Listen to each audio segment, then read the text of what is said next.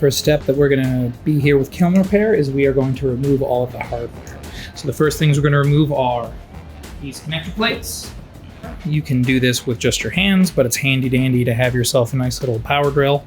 And I like to use needle nose pliers when I'm taking the cotter pin out of the hinge.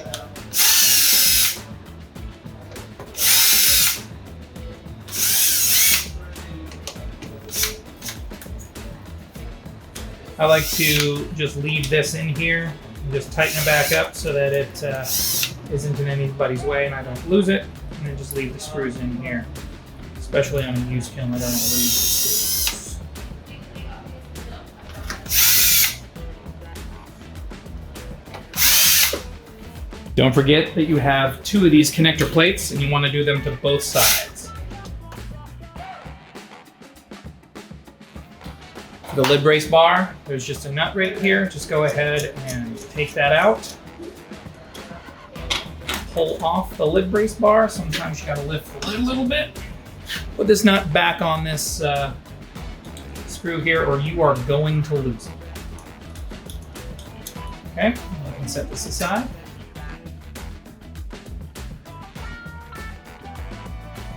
Using this to remove the lid brace bar, I'm just gonna turn this up. Grab this with my needle nose pliers. Be careful not to drop it. You will lose this one too. Then you can just kind of slide this out.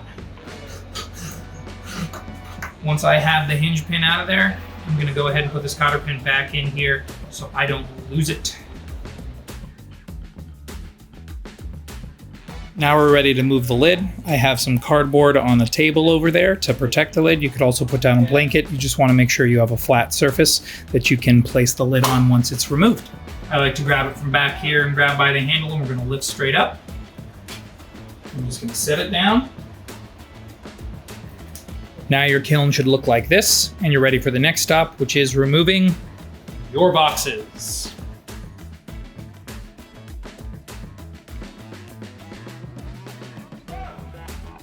When disconnecting your boxes, you're going to start with your bottom box first, disconnect that entirely, and then you're going to get to your top box. So let's start with the bottom. We're going to take this again.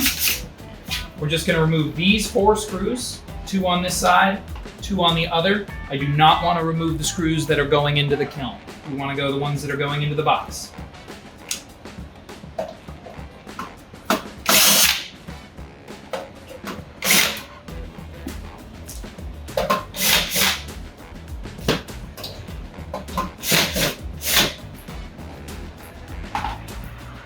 After we have that off, we're going to pull the box off, and it's going to be connected to both the kiln and to the power from the top box. When you have a kiln like this, what you want to make sure that you do is take your phone, just take a quick picture of how it's wired up. That'll be helpful for you to refer to when you have to wire it back up. So what we're going to remove first is I'm going to take out the power from the top box, which is this white wire, this black wire, and I'm also going to remove the ground. So this is power that's coming down from the top box. I'm now disconnected, and the only thing connected to the box is the ring. I'm going to remove those 2. Now I'm going to take my box, and I'm going to set it with the other things that I removed earlier. So you've already got the bottom box off, and now we just got to remove this. We have 2 screws. We're going to go ahead and use this guy again. I'm just going to go in here to reverse out, and I'm going to put it on 1 so it goes slowly, just because the thermocouple block is very fragile and I don't want to break it. If you break it, not the worst thing in the world, but it just looks annoying and then you don't want to have it do that. So to go ahead, remove the 2 screws, then you're just going to go ahead and slide out your thermocouple and you can just let it hang. Okay, let's take off this box now that we have taken off the bottom. What we're going to do is we're going to take the drill, that driver bit, we're just going to reverse it out and take out these 4 screws that are holding the box in. Let's go ahead and do that. It's a good idea to support the box with your other hand as you remove these, because this is what's holding it on there.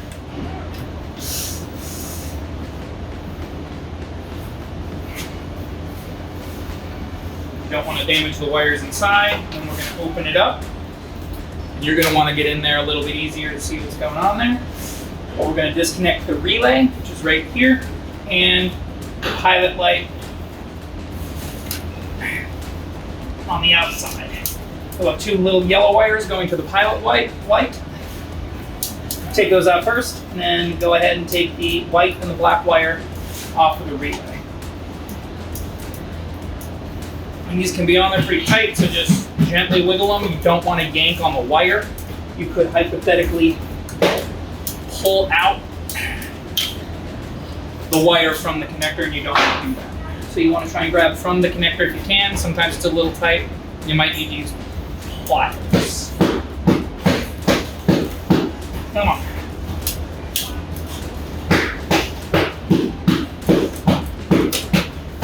Okay. And just go ahead and set that aside somewhere. I like to take my thermocouple and just put it right into the box itself.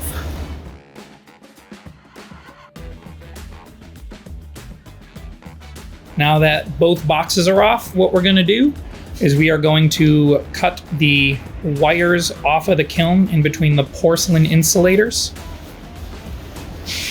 and the wire, the barrel connector right here. We need to get the barrel connector off of there so that we can actually remove the porcelain insulators. So I'm going to be using this tool, which is just the pliers with some good cutters. We're going to get in here. We want to get the cutter past the barrel connector, so you might sometimes have to like bend it a little bit to get a little bit of purchase. And just go ahead and cut them, and we're going to set them aside. And what you want to do is set aside both sets of wires. And what I like to do, for example, this is the wires for my top box.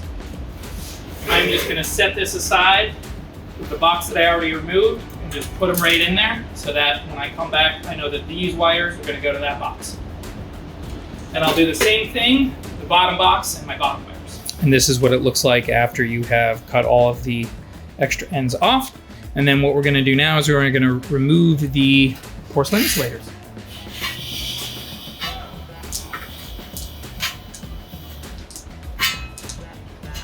We're just going to set these aside with the boxes that we already have. Your kiln should look like this, and now you're ready to start removing the other elements. And for that, we're going to get a top-down view. All right, the next step here is now we need to remove the pins. I like to start at one end of the top element, go all the way around, come up this crossover terminal brick, go all the way around until it terminates, and we're just going to make sure we're removing all of the pins that are holding the elements in place. Here we go. We're going to go in here, find the pin, remove it. We're going to come along, find the pin, and remove it. Keep going, keep going. Find the pin and remove it.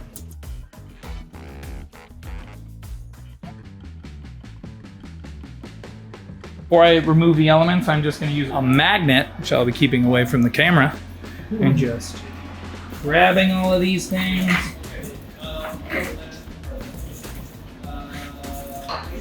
Just scooping them real quick. Now we're going to go in using our trusty needle nose pliers. We're going to start at one end of the thing and go around, removing the element as we go. Hopefully it's in a good enough condition and doesn't come out in pieces. It might be helpful to go from the other side. Make sure you didn't miss any pins. And you might need to straighten out the other end.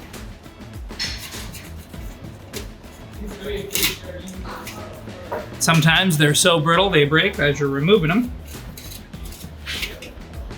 Now we're just going to go around, taking care to gently remove it. If it's giving you some guff, just pull it a little bit lengthwise. That should help get it through those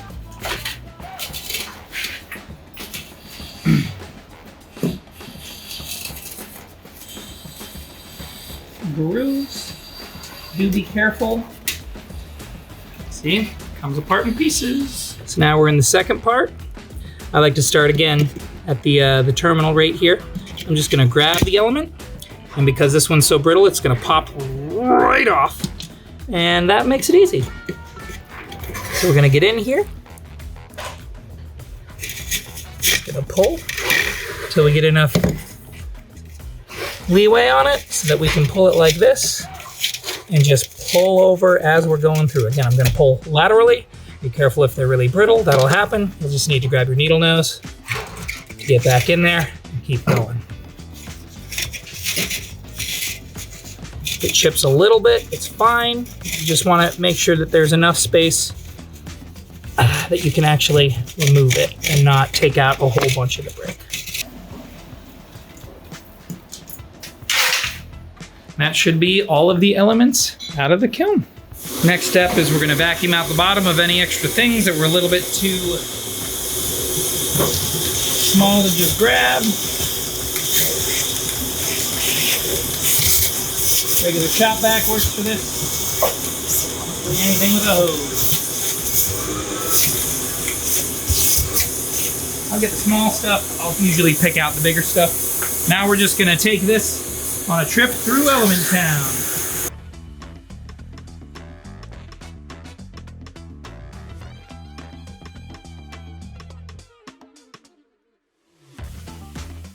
Now we're ready to put new elements in. We got our coil we removed from the bag. First step, I'm just gonna snip these little loop-de-loops off there. Watch out, those can go flying. Or not. What I like to do is leave the element in there and uncoil it. So I will sometimes just put it in the bottom, doing this one at a time. So I can work on it like this. You're gonna take this end. I'm gonna start by putting it in right here. And these sometimes are at a diagonal, so we wanna make sure that we're watching that. Let's pull it in there. Now what we're gonna do, we're gonna go around. Every time we come to a bend, we're going to lightly now bend the element.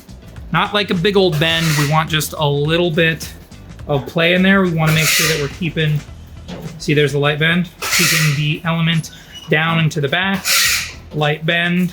If you overbend, it's gonna be a problem. If you underbend, it'll be annoying. And you can even go so far as to do it like this. Making sure it's getting to the back, light bend. Again, that's all it takes. For this one, you can get in there, you can give it a little bend as well. Make that on the bottom. I like to bend it like that. And if you bend it right, the stretch should just be perfect like this. So what I'm gonna do here, get that in there. Sometimes when it's extra long like this, make sure you have your needle nose so that you can help pull it through.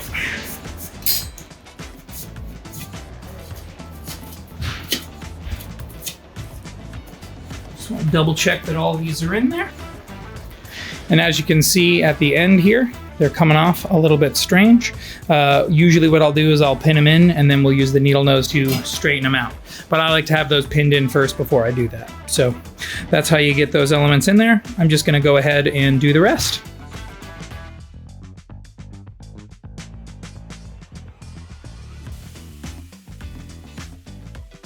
Welcome to pinning, the most exciting part of kiln element repair.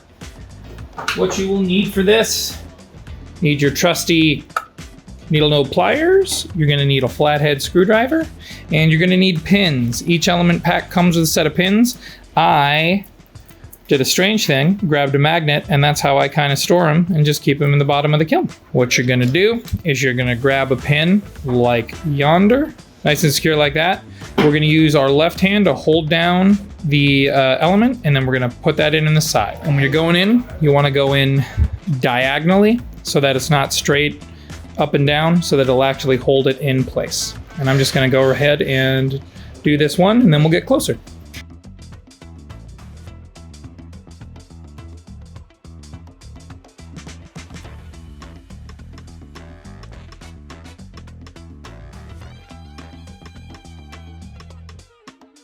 Right here, see that one's coming out a little bit?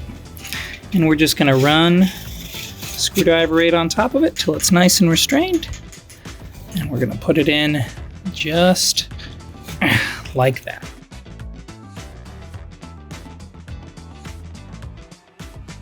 So last but not least, we're gonna slap these ceramic insulators back on there. The ceramic insulators that we removed earlier. So we're gonna take our needle nose pliers, we're gonna get in there, and we're just gonna straighten them out so that the ends of the element come in perpendicular to the kiln, like so.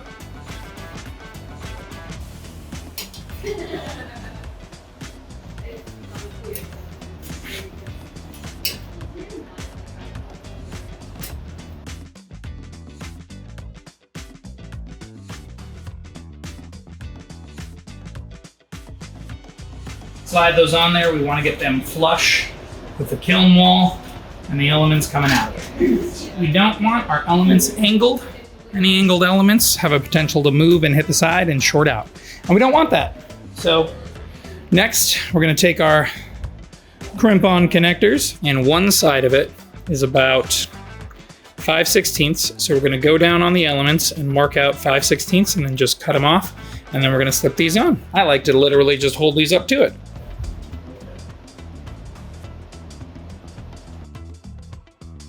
Get our trusty cutters, chop chop.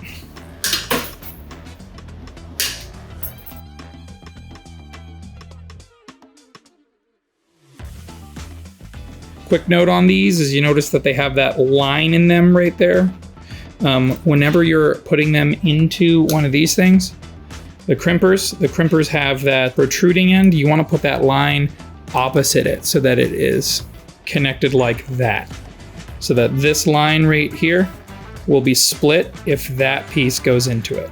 So we're basically gonna get it on there, get nice and flush, really get on there.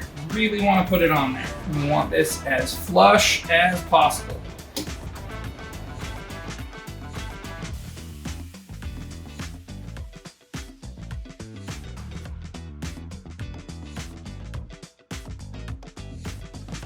Once I do that, I'll usually come back with the smaller end, just also get in there. Really just hit it twice, just to be safe. Now you are ready to put the boxes back on there. What you're gonna do is you're gonna grab the wires that you cut off earlier. You're just gonna come in, snip them off like that. You're gonna use your stripper. This automatic stripper that we got here is pretty nice because all you got to do is put it in for whatever gauge wire. You should have 14 gauge wire going to your elements. You're just going to take off about 1/4 inch, 5/16, just like that. And then we'll be ready to put them in. In my hands, I have processed the wires that are going to go back onto that kiln. We have our black one that has the yellow connection that's going to go to our pilot light down here. We have the white one that has a connection to the pilot light down here. And then we have our jumper in the middle. Your kilns are made with extra long wires, so you can cut them down a bit and replace the elements a number of times before you need to get more wire. If the wire looks good like these do, where they have like silver and stuff like that at the end, not to worry about it. If you notice any burning or if you bend the wires and you hear crinkling, those wires have probably been cooked and you're going to need to replace those wires. But I'm going to go ahead and get these ones on the kiln. It's a great idea to start at the bottom and work your way up. So I'm going to insert this white one on the bottom. Clamp that guy on there. We're going to do the jumper in the middle for any 18 series kiln.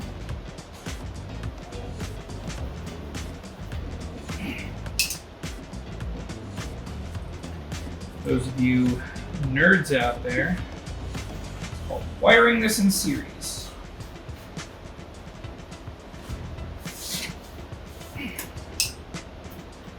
Want to make sure that you cannot pull this off. If you can pull it off, it's not tight enough. I recommend starting bottom to top, just because as you go, wires are going to get in your way. This was the black wire and the white wire that was connected to the kiln when you first had it. Let's keep going. For the control box, that's the one that's going to have the pilot light. Start with the white one on the bottom.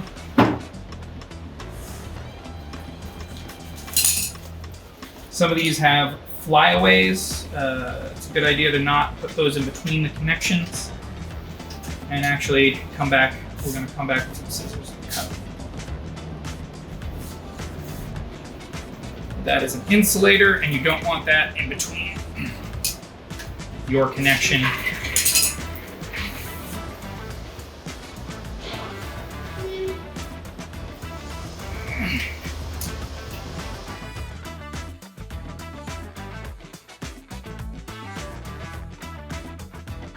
Now that you have the kiln rings wired, now it's time to slap on the boxes.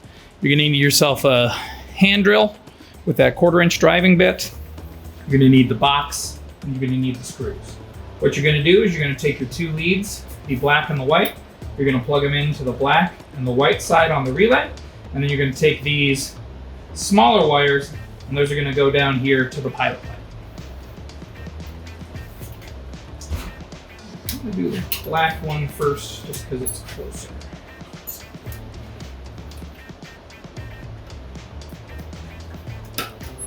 Got my hand on the box, I am holding it. It can be kind of difficult as you get closer.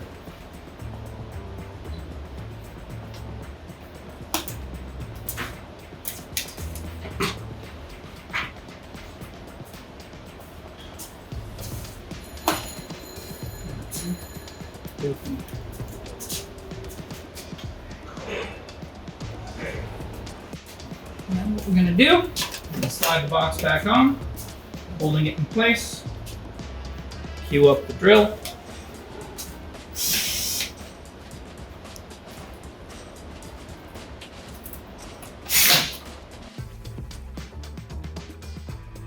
You also have your thermocouple hanging out here. We're going to put it back there, and we're going to grab the screws and tighten those in. I recommend doing it by hand. If you try and do it with one of these guys, you're going to over tighten it and you can break the porcelain insulator, which is not fun. And this can be done with just a regular screwdriver.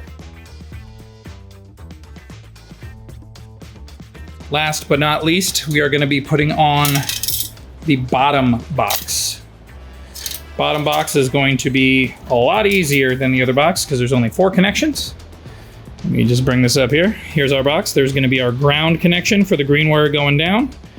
And then we have the terminal block. We're going to have one coming in, one white, one black, one white, one black going out. And I'm going to put one in here on the white, one in on the black. And now we connect the power from the kiln above here. And I'm going to put one in here on the white, one in here on the black. And we just want to make sure that they're on the same track, that the black's on the same track and the white's on the same track. Then what we're going to do is we're going to get this out of our way. We're going to get that ground on here.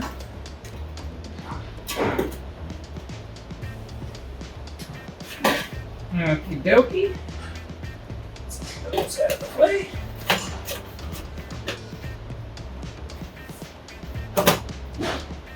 And now we are going to go ahead and put the screws back on.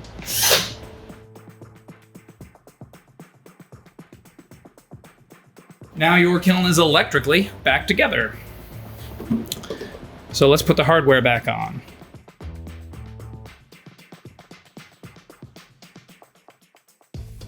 First thing we're going to do is put the lid on, keeping it as flat as possible. You want to try and line up the holes back here. Grab this with your cotter pin. Woo, pull that out. I'll slide it in the other way so you can see it. This is important for lining the holes up.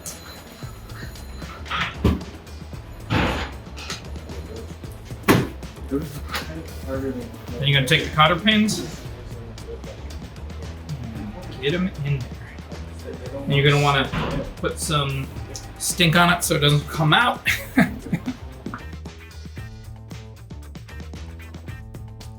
gonna reattach this. We're gonna remove that nut. We're gonna hold on to it for dear life. We're gonna put this one down, lift up the lid just a little bit. Put it in here. You wanna make sure that the opening is facing towards the latch. Screw that nut back on there. Do not tighten it so that it can't move. You wanna have some play in that.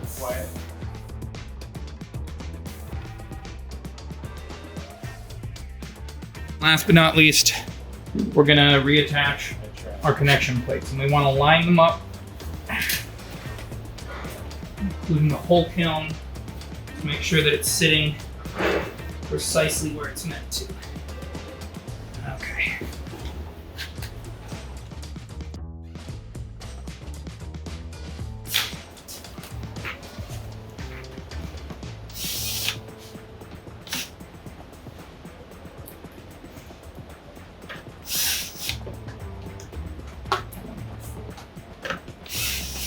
Okay, and now let's do the other side.